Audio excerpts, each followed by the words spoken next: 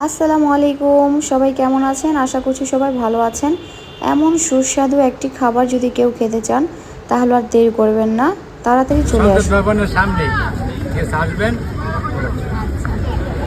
তো দেখতে পাচ্ছেন ভাইয়া কিন্তু অ্যাড্রেসটা বলে দিয়েছে, এটা সংসদ ভবনের সামনে।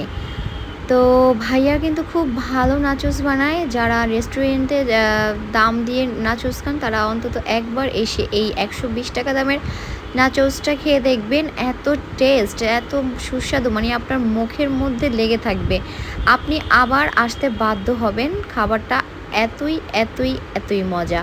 তো আমি বলবো সবাইকে একবার হলেও এসে খাবেন। আসলে অনেক সময় কিন্তু রাস্তার পাশে যে স্ট্রিট ফুডগুলো পাওয়া যায় এগুলো কিন্তু বড় বড় নামি দামি রেস্টুরেন্টকে হার মানায়। এগুলোর স্বাদ কিন্তু খুবই খুবই দারুণ, আর তারা বানাচ্ছেও দেখতে পাচ্ছেন খুবই যত্ন সহকারে, হাতে গ্লাভস পরে।